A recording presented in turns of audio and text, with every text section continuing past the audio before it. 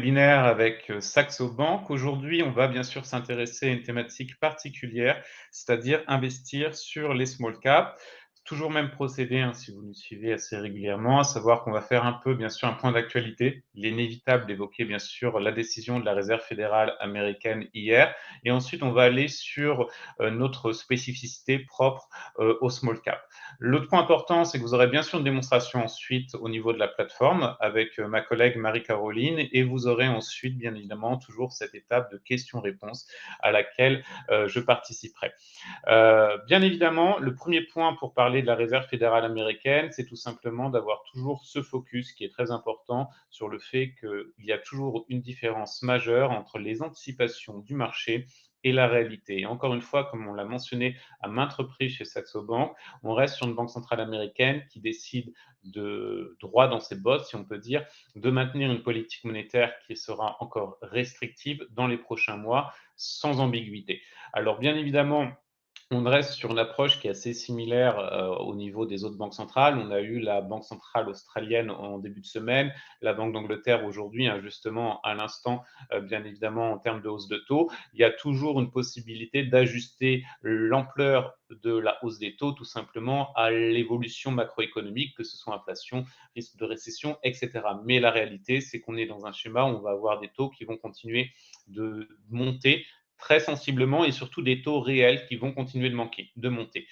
Peut-être juste en termes de conclusion sur la Réserve fédérale américaine, puisque comme je l'ai dit, on n'est pas sur un effet de surprise qui soit particulier. La réalité, c'est tout simplement que vous avez une banque centrale américaine qui va aussi monitorer de très près les futures annonces économiques. On a finalement quatre rapports qui vont être importants d'ici la prochaine réunion du 14 décembre. Un, c'est, ou plutôt deux, ce sont deux rapports sur le marché de l'emploi et le travail, dont le premier va être publié ce vendredi. Et vous aurez d'ici le 14 décembre aussi deux rapports sur l'inflation, donc l'indice des prix à la consommation qui sera publié. Et bien évidemment, l'intégralité de ces rapports, ces quatre rapports, auront un impact direct sur l'évolution tout simplement de la politique monétaire américaine et de l'ampleur de la hausse des taux. Alors, vous avez un consensus aujourd'hui du marché qui table sur 50 points de base. La réalité, c'est bien évidemment si les deux prochains rapports sur l'inflation montrent qu'on a une inflation qui continue d'augmenter substantiellement et que dans le même temps, finalement, l'économie est plutôt résiliente, ce qui est d'ailleurs la réalité aujourd'hui de l'économie américaine. Force est de constater qu'on n'aura peut-être pas justement 50 points de base, mais peut-être plus 75 points de base. Donc on a quand même une latitude à cet égard qui va être très importante. Et je pense que le point qu'il faut mentionner, c'est vraiment de bien garder en tête qu'on est sur une approche au cas par cas et que la politique monétaire, que ce soit du côté de la Fed ou des autres banques centrales, elle va être ajustée au fur et à mesure à cet égard. Mais je reviens, et c'est finalement lié à notre thématique des small caps. C'est toujours un marché qui est assez intéressant. On a beaucoup de clients, évidemment, qui s'intéressent au marché des small caps parce que vous avez aussi très souvent quand même des opportunités qui sont assez présentes à cet égard. La réalité, c'est que le marché des small caps, c'est toujours très compliqué. Alors, si on regarde aujourd'hui en termes de performance, c'est assez simple. Vous avez le CAC 40 qui affiche une performance négative de moins 12% depuis le début de l'année. Vous avez le CAC Small, qui est un peu notre indice de référence, qui affiche lui une baisse de 21% sur la même période. Alors, bien évidemment, il n'y a pas d'effet de surprise, c'est-à-dire qu'on sait très bien qu'en période d'inquiétude, de marchés qui sont plutôt volatiles, où on a une tendance à aller sur les valeurs refuges, automatiquement, systématiquement, vous avez quand même un repli plutôt sur les grandes valeurs qui sont liquides au détriment évidemment des small caps. Ça, c'est un phénomène qui est habituel.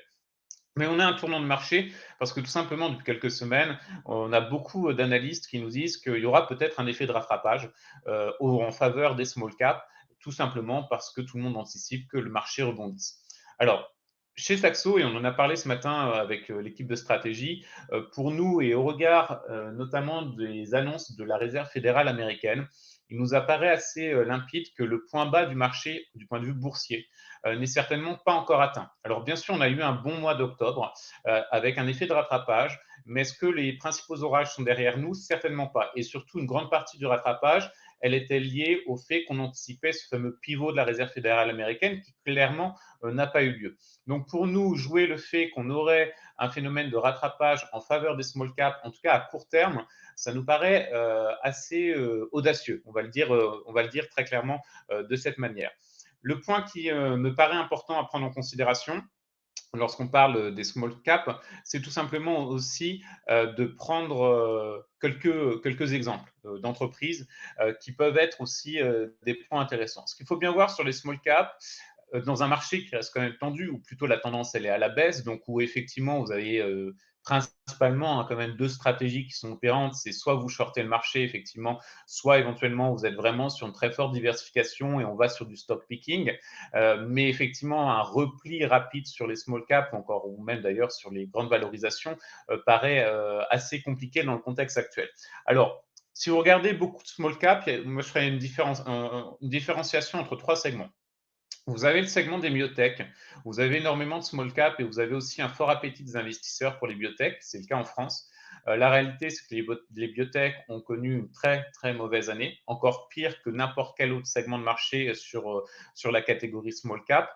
Et le problème des biotech, c'est que la réalité, on reste sur des investissements qui sont hautement spéculatifs. Ce qui est tout à fait faisable dans une poche d'investissement, à condition bien sûr déjà d'en avoir conscience et d'avoir une exposition qui est plus réduite.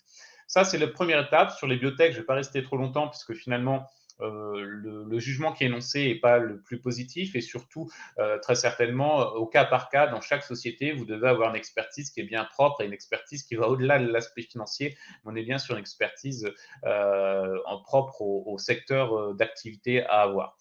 Vous avez deux autres segments qui sont plus intéressants, en tout cas lorsqu'on décide d'investir sur les small caps. Vous avez un segment qui est assez classique. C'est tout simplement des belles valeurs dans le domaine des small caps qui ont connu des baisses. Alors, ça peut être de 20, 50, 60, 70% depuis le début de l'année. Alors, bien évidemment, il y a de très beaux segments de marché à cet égard. C'est assez évident. Vous avez, pour ne citer qu'elles, mais c'est des sociétés, vous en avez une myriade, bien sûr, sur le segment des small caps, mais vous avez par exemple freelance.com, qui est un modèle assez intéressant, qui est assez classique, mais qui a des belles perspectives en termes de chiffre d'affaires. Freelance.com, c'est de la mise en relation de freelance avec les PME, donc ça répond à un besoin assez évident. Je pas besoin, je pense, d'étayer davantage le business model. On est plutôt sur une small cap. Avec effectivement des perspectives en termes de chiffre d'affaires qui sont plutôt très très intéressantes. Il y a un beau boom, une perte au niveau de l'action de mémoire qui doit être à peu près de 20% depuis le début de l'année. Donc comparativement, j'oserais dire, c'est pas si catastrophique que cela. Mais encore une fois, point important, c'est plus important en termes de baisse que le CAC Small, donc quand même à garder ça en tête également. La question, c'est est-ce que ce type de valeurs, c'est des valeurs, y compris des belles sociétés, j'entends, où on peut se reporter aujourd'hui rapidement parce qu'on se dit qu'on est sur des titres qui sont décotés. Comme je l'ai dit, chez Saxo, nous, on considère que le point bas du marché en bourse, en tout cas, sur les actions n'est certainement pas atteint. Donc, il faut quand même rester très prudent, y compris sur des belles valeurs où j'ai aucun doute sur le business model de freelance.com. Mais la réalité, c'est que le marché reste quand même très compliqué sur les small caps. Et vous avez une autre catégorie de small caps où là, effectivement, c'est plutôt des investissements à fuir, c'est tout ce qu'on va représenter sous la catégorie des penny stocks. Les penny stocks, hein, c'est effectivement des valeurs qui sont historiquement, on les place plutôt du côté américain, mais en réalité, sur la bourse de Paris, vous avez plus de 300 valeurs qui sont plutôt des penny stocks, c'est-à-dire des investissements qui sont hautement dilutifs avec une perte, un cours de l'action qui est en général inférieur à 1 euro. Vous en avez une myriade. Et effectivement, on a quand même très souvent des penny stocks qui sont plutôt adossés au secteur des biotech. Donc, ça permet de relier avec ce que j'avais dit précédemment. Et donc, encore une fois, prudence à cet égard. Vous voyez, si je catégorise un peu sommairement, vous avez essentiellement trois segments. Le segment des investissements small cap extrêmement dilutif. Donc, c'est souvent des segments innovation, biotech, etc., qui sont bien évidemment à éviter au grand maximum. Vous avez un segment qui est celui des belles valeurs, mais qui sont encore chahutées par le marché parce qu'il y a des bons business models derrière et que c'est des belles valeurs indéniablement sur 5 ans, on est tous d'accord. Mais encore faut-il être en mesure de pouvoir, en tout cas, courber les chines si le marché continue d'être un tout petit peu baissier dans les semaines, voire les mois à venir. Et ça, c'est quand même une vraie problématique sur laquelle on doit s'interroger lorsqu'on est sur le segment small cap. Et vous avez aussi le segment biotech sur lequel je ne reviendrai pas davantage. Je pense que j'ai été assez limpide à cet égard. Donc, vous avez trois segments, si je caricature un peu.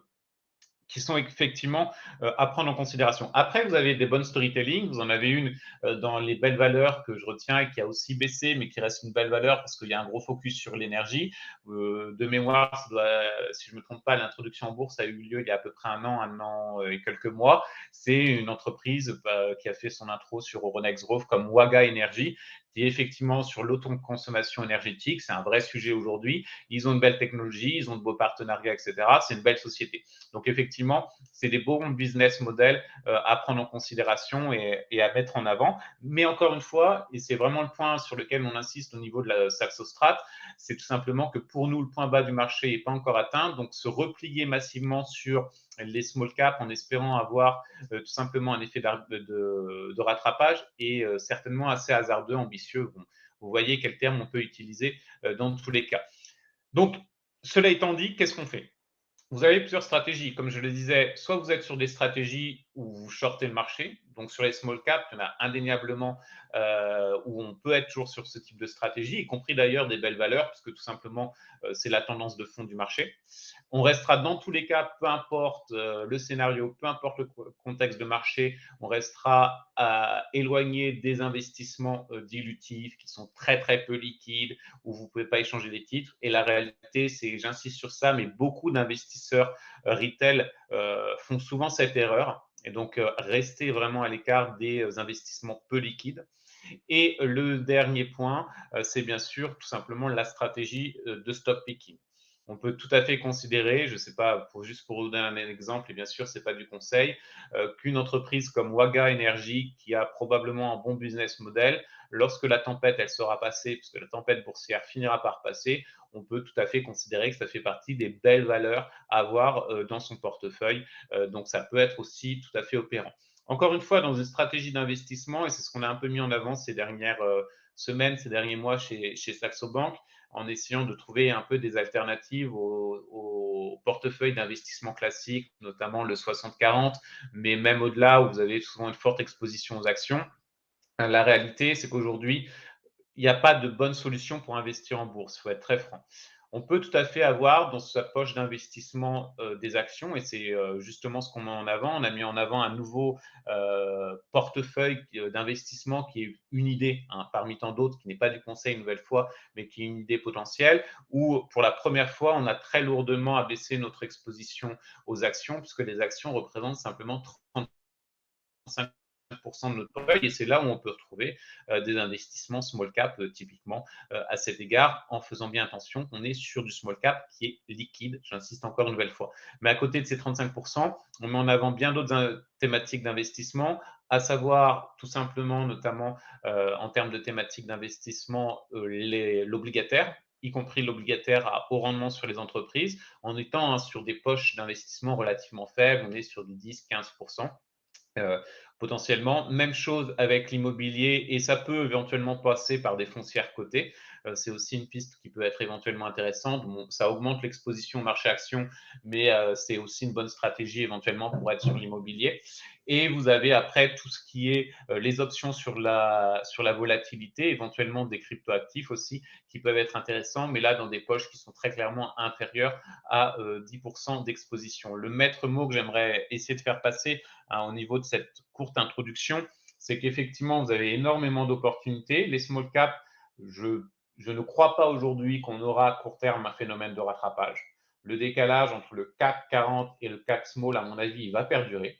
Mais en revanche, effectivement, sur une stratégie plus long terme, parce que c'est effectivement l'idée d'un portefeuille aussi, on peut tout à fait avoir quelques small caps suffisamment liquides qui ont un bon business model. Alors, j'en ai évoqué certaines qui me paraissent intéressantes et il y en a une myriade, bien évidemment, dans le monde des small caps, mais effectivement, ça peut rentrer dans cette stratégie-là. Donc, l'idée, effectivement, c'est d'avoir vraiment un peu ce panorama qui est assez large et d'aller un peu plus dans le détail. Je vais laisser la parole maintenant en termes de démonstration à Marie-Caroline qui va faire une démonstration de cette plateforme. Et, bonjour à tous. Bonjour. Et on aura la prochaine étape ensuite sur les questions-réponses par la suite. Donc, je vais laisser Marie-Caroline partager la plateforme et on se retrouve pour les questions-réponses. Alors, donc j'espère que tout le monde peut est en mesure de voir la plateforme apparaître à l'écran. Alors, bonjour à toutes et à tous. Je suis Marie-Caroline Jamet, Relationship Manager chez Saxo. Voilà, le but de mon intervention en seconde partie de ce rendez-vous hebdomadaire est de montrer de manière concrète comment mettre à profit les fonctionnalités et les produits disponibles sur la plateforme, qui sont nombreux et parfois méconnus. Aujourd'hui, je vais faire un focus sur le sélecteur disponible sur la plateforme. Et puis par le biais d'une analyse, d'une action en particulier, je mettrai en place un plan de trading au service de règlement différé, donc au SRD. Donc on va commencer tout de suite sur le sélecteur. Donc vous l'avez ici sur la partie opération de votre Saxo Trader Go. À savoir que, cet outil est disponible sur l'ensemble des plateformes Saxo, hein, la Saxo Investor, également la Saxo Trader Pro. Donc voilà, vous l'avez sur la partie opération, juste à côté de vos favoris. Et donc ici, voilà, là vous avez un petit, entonnoir. Vous avez la possibilité donc de créer une liste de valeurs en fonction de critères que vous aurez auparavant, définis. Alors comme je l'ai dit, moi je souhaite, effectivement faire un focus sur le service de règlement différé. Donc tout simplement, là, quand je sélectionne ici les instruments que je souhaite, filtrer, je vais directement aller sur Action OSRD. Donc là, vous voyez que vous avez pas mal de critères, hein, donc le pays, la bourse, le secteur, l'industrie, également le consensus des analystes, la capitalisation de marché. Moi, je ne vais pas modifier, le pays ou la bourse puisque le SRD de toute manière est disponible uniquement sur, Euronext Paris. Je vais en revanche modifier la capitalisation. On va plutôt aller effectivement sur les small caps. Donc, voilà, il y en a assez peu disponibles au SRD. Je vais indiquer donc 1 000 000 000. Voilà. Vous voyez déjà, j'ai réduit. On est à 115 titres. Je vais également, par exemple, vous voyez, vous avez rendement aussi. Vous pouvez sélectionner en fonction des rendements, mais également de la performance. Donc, par exemple, je sélectionne performance positive depuis 12 mois, donc à peu près depuis la fin de l'année dernière, et je filtre. Donc là, vous voyez, j'ai une liste assez réduite d'une vingtaine de titres éligibles au SRD avec une capitalisation inférieure à 1 milliard d'euros. Cette liste, j'ai la possibilité également de l'enregistrer, donc soit directement dans le sélecteur ou soit en liste de favoris. Donc, je vais par exemple lui donner un nom et créer une nouvelle liste de favoris que je peux retrouver ici. Voilà, ça m'évitera de devoir refaire tout le tri lorsque je me connecterai ultérieurement sur la plateforme. Donc voilà, vous pouvez faire énormément de listes comme ça, hein, via cet outil. Alors, on va analyser un titre en particulier. Alors normalement, il se trouve également sur cette liste. Le voici. Donc il s'agit de la société Morel et Prom, donc secteur de l'énergie. Voilà, secteur de l'énergie. Donc on va aller sur le graphique. On va effectivement, faire une petite analyse technique. On va le mettre en plein écran. Alors, pour ceux qui avaient suivi les webinaires précédents, moi j'ai choisi, de mettre la plateforme en blanc. Voilà, vous pouvez également, modifier en mode sombre. Voilà, je pense que peut-être ça vous permettra de mieux visualiser donc les éléments de mon graphique. Donc là, je vais mettre en un jour. Donc on va pouvoir commencer à mettre en place les indicateurs. Alors, on va en utiliser quelques-uns. On va faire, voilà, comme les webinaires précédents, on va faire de manière, voilà, la plus simple possible. Donc, les moyennes mobiles, évidemment. Donc, je vais indiquer une moyenne mobile long terme.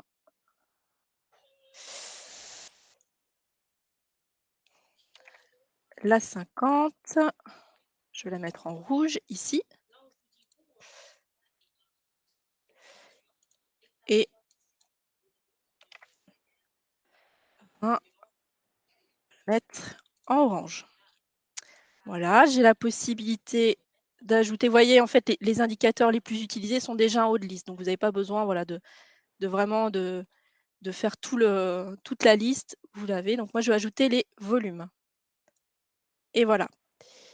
Donc là, à partir de là, je vais effectivement essayer, de déterminer quels sont mes niveaux de support, de résistance pour éventuellement déterminer un plan de trading, donc là ici au SRD. Donc vous voyez que là depuis le début de l'année, la valeur est haussière et puis, ensuite depuis quelques mois, à peu près depuis le mois de mars, on est sur un range.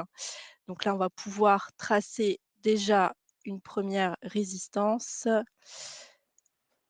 On va la tracer à peu près sur le niveau 3,90, vous voyez? Voilà. Je vais modifier la couleur, je vais mettre en rouge les supports, excusez-moi. Les supports et en haut, on va tracer on a à peu près sur le niveau 5,22, on a une résistance. Je vais mettre en vert, parce que sinon effectivement on risque de trouver d'avoir, pas mal de lignes, et plus pouvoir s'y retrouver. Alors si on regarde de plus près, on voit ici qu'on peut également tracer une résistance au niveau des 5,50. Au niveau des 5,50 pardon 4,50. Au niveau des 4,50, non des 4,70 excusez-moi, 4,70 à peu près. Voilà, on l'a à peu près ici. On voit que là, le cours est venu buter plusieurs fois sur ce niveau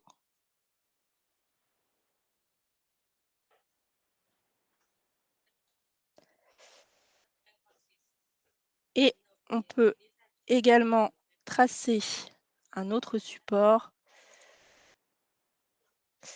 ici. Voilà, à peu près ici. Alors là, ici, il s'agit du niveau justement des 4,50. Ce matin, on n'était pas loin également. Ce matin, on n'était pas loin. Vous voyez juste ici. Voilà, ici, voilà, à la base, c'était une résistance, elle est devenue support. On a également les moyennes mobiles, hein. Donc voilà, elle a buté aussi contre la moyenne mobile 50. On peut également tracer une oblique, une ligne de tendance. Voilà, juste ici.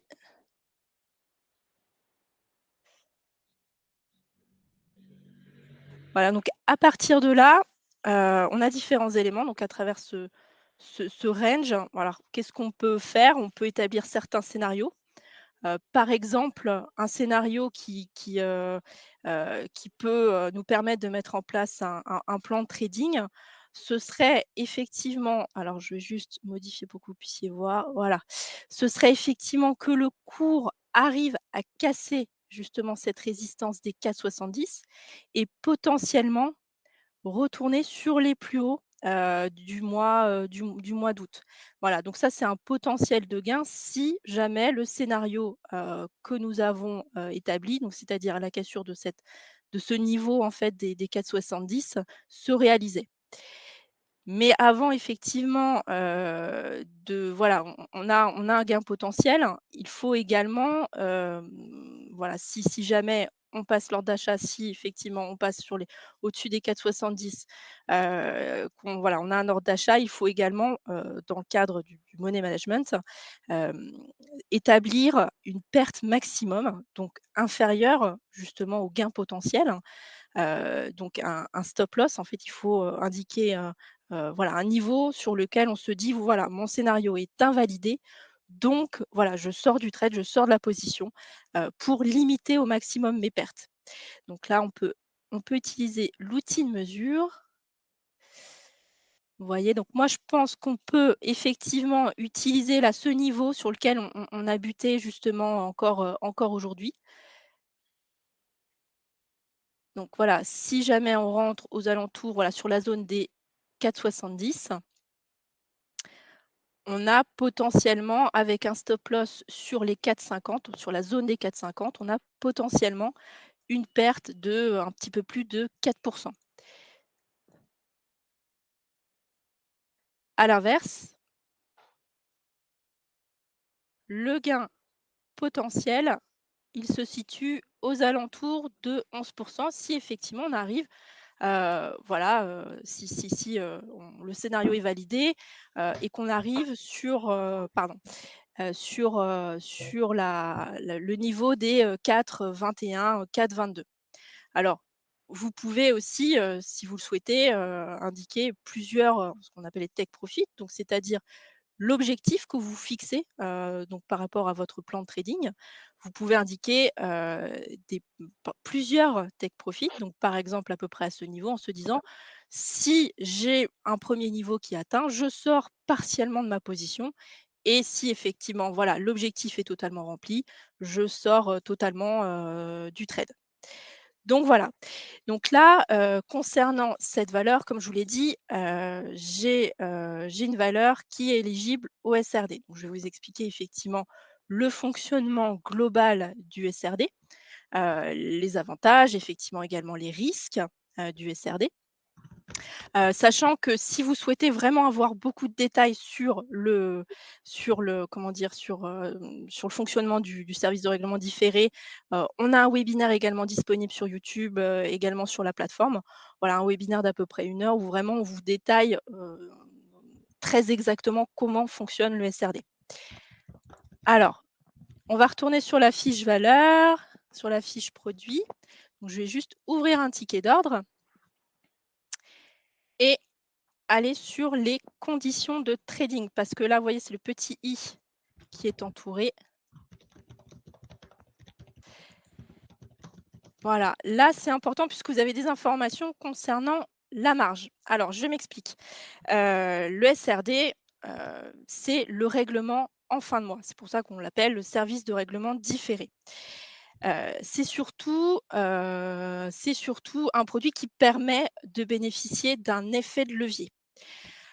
Donc c'est-à-dire, un effet de levier qui peut aller jusqu'à 5. Donc là, on le voit sur les paliers de marge que pour une position donnée que je vais prendre sur le marché, on va me demander seulement de financer cette position à hauteur de seulement 20. Donc en deçà d'un ordre de 50 000 €, en ce qui concerne, cette valeur. Donc c'est-à-dire effectivement que, par exemple, on va retourner sur le cas de Morel et Prom. On a dit qu'on souhaitait rentrer à peu près sur le niveau de 4,70. Donc, on peut également mettre un stop. On peut également mettre un stop, c'est-à-dire que le stop, c'est pas seulement le stop loss en cas de baisse, ça peut être également un stop, donc qui va déclencher un ordre d'achat si le cours atteint, un niveau à la hausse, sur lequel vous souhaitez rentrer. Donc par exemple, on peut mettre, un stop à 4,75, donc effectivement sur la zone des 4,70 qu'on a vu tout à l'heure sur le graphique. Donc, c'est-à-dire que mon ordre sera envoyé sur le marché, un ordre d'achat sera envoyé sur le marché dès que le cours aura atteint ce niveau de 4,75 et pas avant. Donc, pour revenir sur le SRD et donc la marge. Donc, si j'indique, alors là j'étais sur la quantité, pardon. Si j'indique un ordre pour une quantité de 1 000 €, on va prendre effectivement une quantité qui nous permettra de calculer plus aisément, et pour comprendre mieux le fonctionnement. Donc j'ai un ordre, voilà, si je veux passer au comptant de manière tout à fait classique, c'est un ordre qui me coûterait 4 750 €. Or là, on me demande, comme je l'ai dit tout à l'heure, on me demande de financer seulement 20 de ce montant, donc c'est-à-dire 925 €. Vous l'avez en bas là, vous avez tout le détail, on vous indique comment, qu'est-ce que vous allez devoir avoir sur votre compte pour pouvoir prendre cette position de 4 750 €. Donc là, vous voyez, voilà, c'est de cette manière que fonctionne l'effet de levier puisque, si mon scénario est favorable et se réalise et imaginons que, nous allions sur les niveaux de 5,22, donc là, mon gain maximum serait donc le gain pour une position à 4 750 €, soit 470 €. À l'inverse, ma perte, si en effet on arrive, sur le stop loss à 4,50 serait de maximum 250 €. Ce qui veut dire qu'en fait, pour un montant investi de 925 €, ma perte maximum est de 26 %. alors que le cours, on a vu, sur le graphique, on avait une baisse de 4. Donc vous voyez, c'est ça l'effet multiplicateur. Heu, Ensuite, le gain maximum, donc on a pour un montant investi de 925 euros, avec le gain maximum de 470 euros. Donc on a un gain de 49, alors que la hausse, du titre n'est que de 11. Vous voyez? Donc ça veut dire que là, on a un effet multiplicateur des gains, mais également des pertes. Donc c'est pour ça, voilà, que j'ai mentionné notamment les règles de money management, parce que, voilà, il faut être prudent dans le sens où vous avez en effet des pertes potentiellement démultipliées. Donc il faudra faire attention en effet au positionnement de votre stop loss. Alors, juste autre avantage, du SRD dans ce cas, dans le cas notamment de Morel et Prom, c'est voilà, vous pouvez avoir une analyse différente, hein, et plutôt, voilà, souhaiter jouer à la baisse. Donc ça, c'est possible avec le SRD sur certaines valeurs et c'est le cas notamment de celle-ci, de Morel et Prom, c'est qu'il est possible de vendre à découvert. Donc tout simplement en passant un ordre de vente un ordre de vente sur le, sur le ticket d'ordre et donc effectivement, vous aurez une position négative et donc de vente à découvert pour effectivement, jouer la baisse, du titre. Donc voilà, n'hésitez pas si vous avez, des questions, on peut y répondre, donc là en cette fin de webinaire. Je crois qu'on avait une question pour Christopher, sur la société Broadpeak.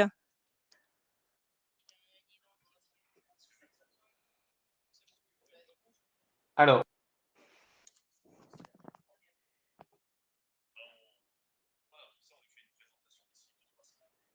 avec le micro, c'est mieux, qu'il soit mis, excusez-moi. Alors sur la société, effectivement, hein, je vous avoue que je la connaissais pas, donc j'aurais pas un avis. Donc j'ai regardé, pendant que ma collègue faisait, la présentation sur la plateforme.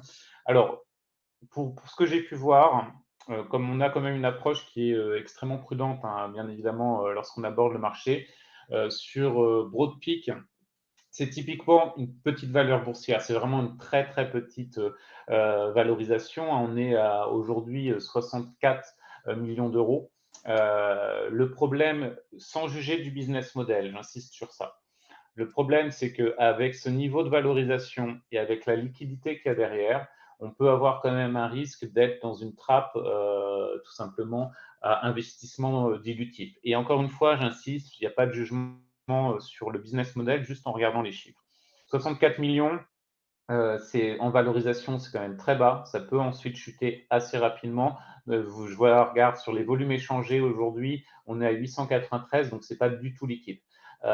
Donc concrètement, c'est quand même le type d'investissement où j'inviterais à la plus forte prudence. Après, si bien évidemment on a parfaitement conscience des risques, que ce soit le problème de liquidité, le problème de valorisation, le fait que ça peut quand même chuter très lourdement, on peut tout à fait s'y porter, hein. C'est une valeur qui est assez récente, hein, et on a effectivement eu quelques annonces qui font que vous avez eu là en une semaine plus quasiment 12%, hein, d'appréciation, si je ne me trompe pas.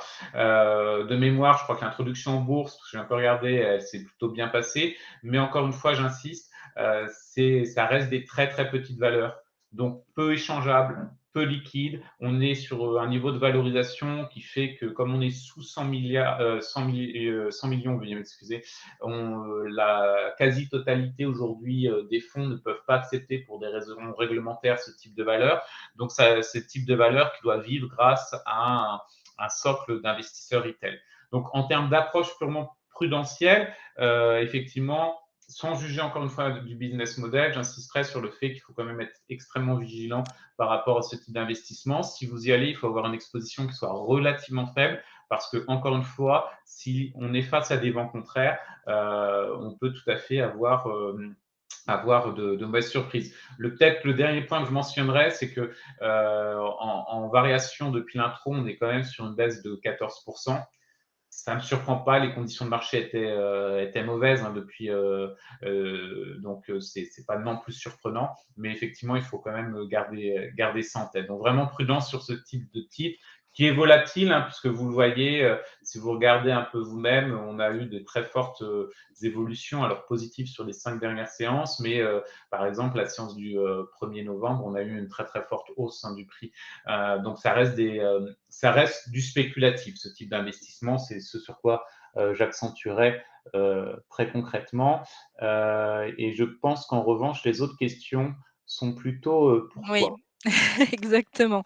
Alors effectivement, on a 2 questions de Nicolas, alors sur le fonctionnement du SRD. La première, est: les positions SRD à la fin du mois sont-elles clôturées automatiquement? Alors oui et non.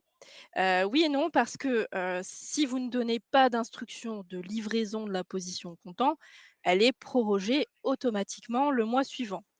Mais ce qu'on va faire, c'est qu'on va créditer ou débiter le gain ou la perte, du mois, précédent, du mois qui se clôture, sur le compte et on va repartir sur un nouveau prix de revient qui est, le prix, alors là, je rentre vraiment dans les détails, hein, mais, qui est le prix de revient, à la fin du mois, en cours. Donc on repart sur, voilà, donc les pertes et les gains sont effectivement crédités ou débités comme si vous aviez fait un vente-achat ou achat-vente si vous êtes vendeur, donc à la fin du mois.